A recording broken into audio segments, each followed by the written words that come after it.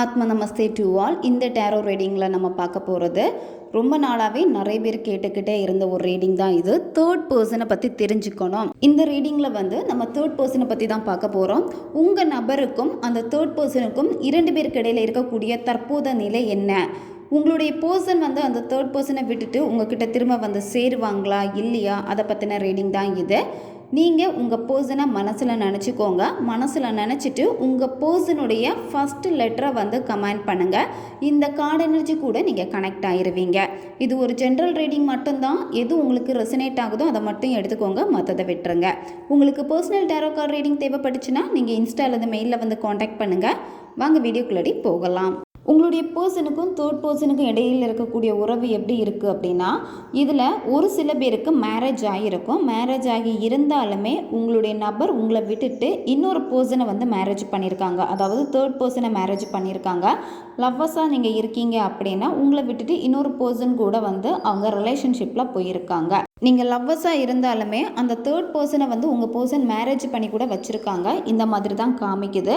ஆனால் இன்னமும் நீங்கள் உங்கள் நபருக்காக வெயிட் பண்ணிக்கிட்டே தான் இருக்கீங்க. என்ன ஆனாலும் சரி, எனக்கு இவங்க தான் வேணும் வேணும் அப்படின்னு சொல்லிட்டு இங்கே 200% பார்த்திங்கன்னா வெயிட்டிங் தான் காட்டுது.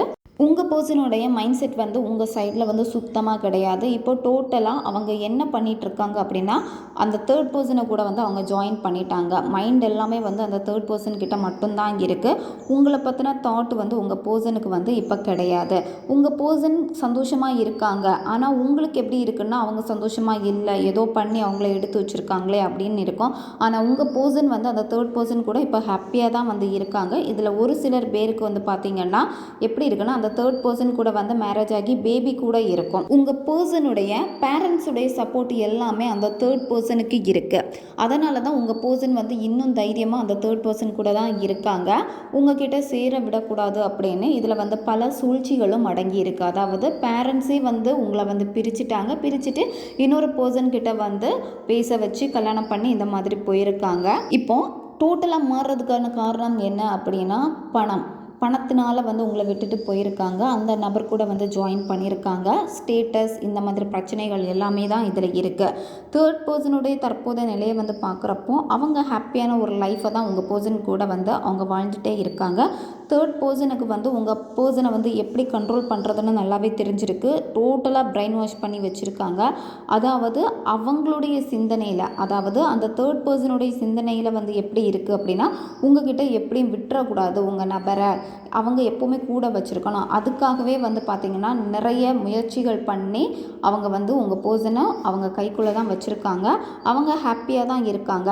இருந்தாலுமே உங்கள் பர்சனுக்கு எப்படி இருக்குன்னா, ஒரு சில நேரத்தில் உங்களுடைய தாட் வந்துக்கிட்டே தான் இருக்குது. அதாவது கொஞ்சம் கில்ட்டாக அவங்க ஃபீல் பண்ணுறாங்க. உங்களை ஏமாற்றிட்டோமே, உங்கள் லைஃப்பை நாசம் பண்ணிட்டோமே, அந்த மாதிரியான ஒரு தாட்டும் உங்கள் பர்சனுக்கு இருக்குது. இருந்தாலுமே பார்த்திங்கன்னா உங்கள் பர்சன்கிட்ட ஈகோவும் அதிகமாக இருக்குது. சரியா?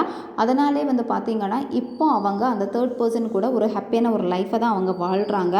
நீங்கள் தான் எப்படி இருக்கீங்க அப்படின்னா, அவங்க வருவாங்க அப்படின்னு அவங்க வெயிட் பண்ணிக்கிட்டே நீங்கள் இருக்கீங்க. இதில் உங்களுக்கு ஒரு வாய்ப்பு கிடைக்கும். சரியா? இப்போ உங்கள் லவ் டோட்டலாக முறிஞ்சு போயிடுச்சு, எந்த விதமான பாசிட்டிவான சைனும் உங்களுக்கு இல்லாமல் இருக்குது அப்படின்னா, கண்டிப்பாக வரக்கூடிய எதிர்காலத்தில் திரும்ப அந்த பர்சன் உங்கள் லைஃப்பில் வருவாங்க. உங்களுடைய அருமை இப்போ உங்கள் பர்சனுக்கு புரியாமல் இருக்கலாம். ஆனால் வரக்கூடிய நாட்களில் ஒரு நாள் உங்களுடைய லவ், அதாவது நீங்கள் அவங்க மேலே வச்சுருக்க அந்த உண்மையான லவ்வே உங்களுடைய வேல்யூ என்ன அப்படின்னு உங்கள் பர்சனுக்கு புரிய வைக்கும். அதாவது இதுதான் லவ் அப்படிங்கிறத நிச்சயமாக உணர்த்தும் இந்த பிரபஞ்சம்.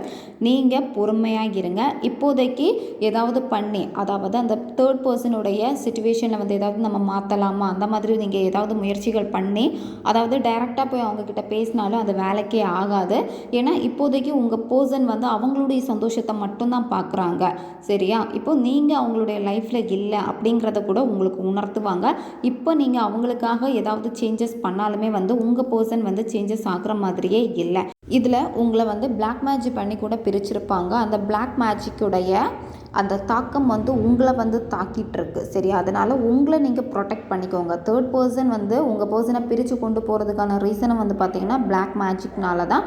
அது உங்களையும் பாதிச்சிருக்கு. அதனால் உங்களை ப்ரொடெக்ட் பண்ணுங்க அப்படின்னு இந்த கார்டில் வந்து தெளிவாக காட்டுது. நீங்கள் நல்லா கனெக்ட் ஆகுங்க கடவுள் கூட, பிரபஞ்சத்தை கூட நீங்கள் நல்லா கனெக்ட் ஆகுங்க. உங்களை சுற்றி பாசிட்டிவான வைப்பை வந்து க்ரியேட் பண்ணுங்கள், பாசிட்டிவான எனர்ஜியை வந்து க்ரியேட் பண்ணுங்கள், அதிகமாக ப்ரேயர் பண்ணுங்கள், அதிக நம்பிக்கை இந்த பிரபஞ்சத்துக்கு மேலே வைங்க.